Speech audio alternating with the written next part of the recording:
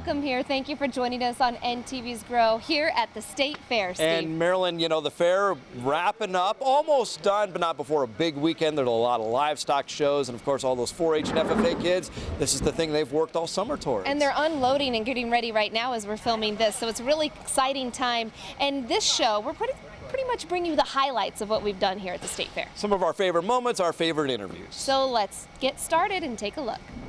It's the big show weekend for FFA, 4-H kids as well, and students, I guess I should say. You're not kids. No. You're not kids, you're students. Not anymore. Colton's joining us here, and you're state secretary for FFA, so you're a state officer. And you know, that's a big deal. It takes a lot of work to get to that position. I guess, first of all, for those that maybe, this might be the first time they've even heard of a state secretary. What is your role? Explain what exactly you do in that position. My teammates and I break out throughout the year, and this summer we did a lot of camps facilitated towards leadership and career development, and now we're kind of slowing down that school started, and we're going to like more one-on-one, so we'll each kind of visit chapters on our own and do leadership principles with, you know, freshmen, junior high, all the way through seniors in high school. And this January we get to go to a foreign country. We're all going to South Africa, and we're going to explore the different agriculture aspects and industries there, as well as the culture and society.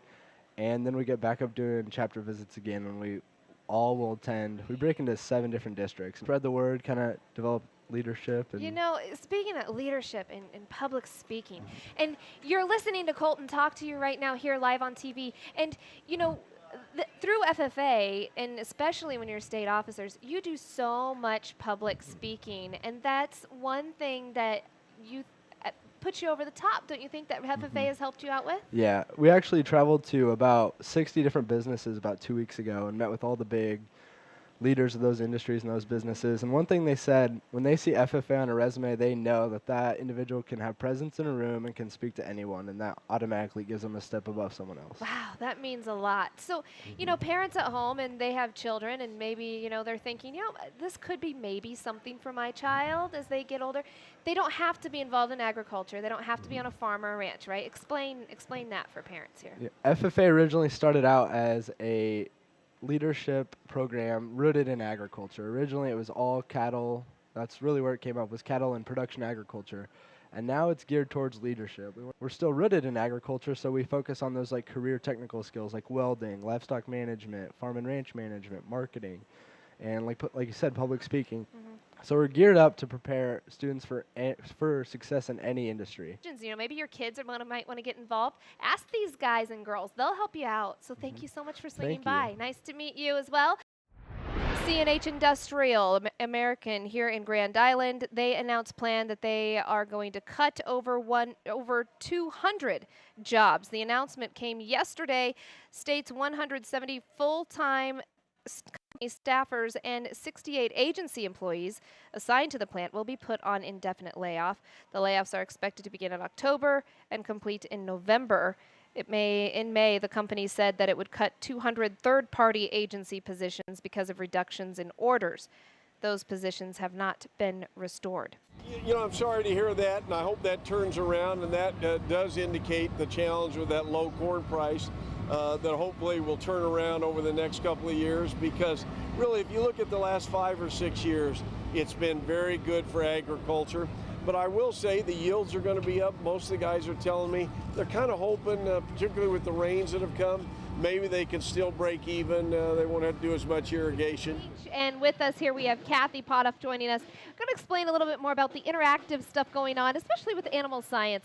And you know, you hear about ag literacy and all of those areas. Those are just some areas that are highlighted here, right? Yes, there's several of our program areas in citizenship, leadership, careers, also healthy living, and then ag literacy and animal science and science. And so I'm working with the animal science group, and we've got a lot of interactive activities over in the sheep barn.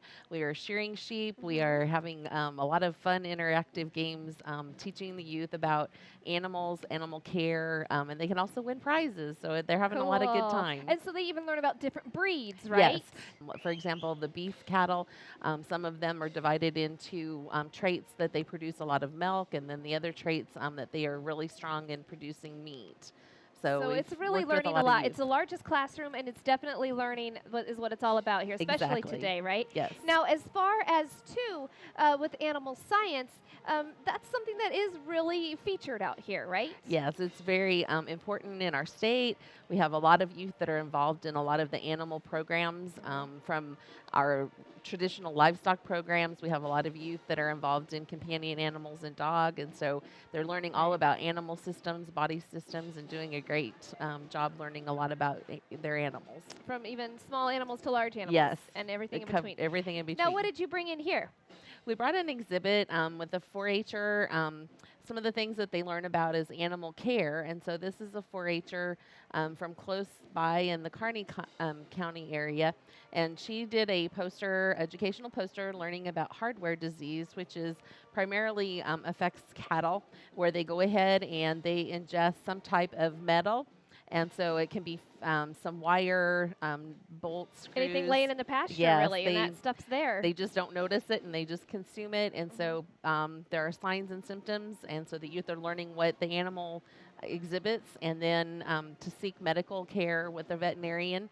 They would place a magnet inside, and then that would help hold the metal still so that their inside stomach could go ahead and heal. So that's crazy. Very educational. And it does, and it's been, so she obviously, done a nice Mercedes did, she learned something during this. Yes. For sure, and you can tell.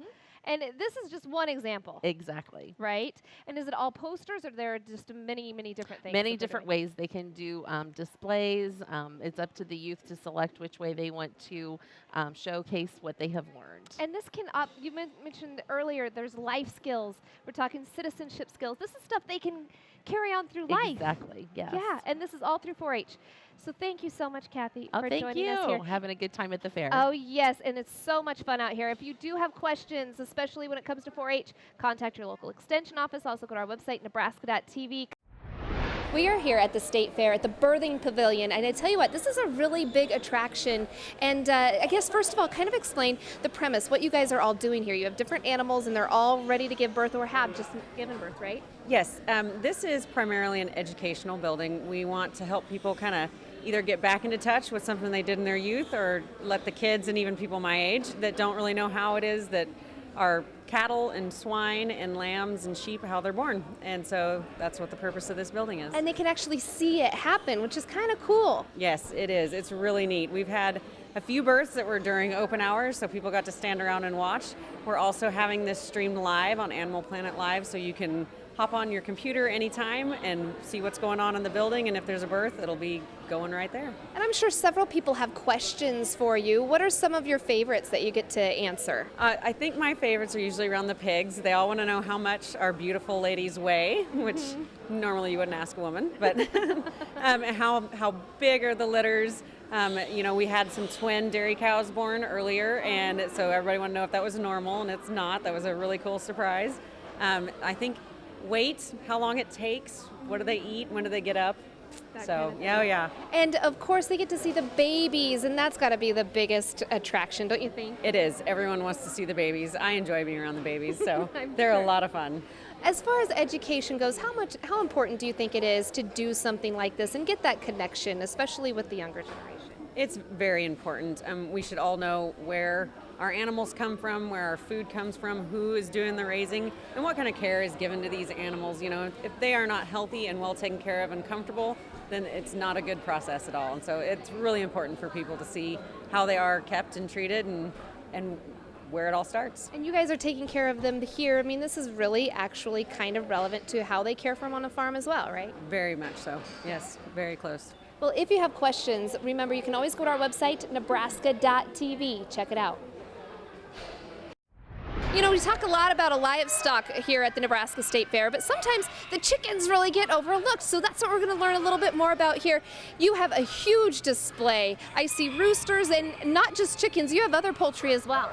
Yep, we got ducks, we got geese, we got guineas, turkeys, you name it, we got it every size, shape, and color. Now, a lot of kids come through here, and I'm sure they have a lot of questions. What are some things you want a lot of people to take away from these exhibits? Basically, they ask, do you have to have a rooster to have eggs with chickens, and you don't? And, how come there's so many different colors and sizes? And things like that. They're just get amazed by that kind of stuff more than anything, that there's not just a white chicken or a brown chicken or whatever. So. And a lot of people obviously want to know where their food comes from. Eggs, obviously, a big part of this. Anything else that you tell the kids? Meat, when you go to Kentucky Fried Chicken, this is where it comes from. The turkey, obviously, for Thanksgiving dinner.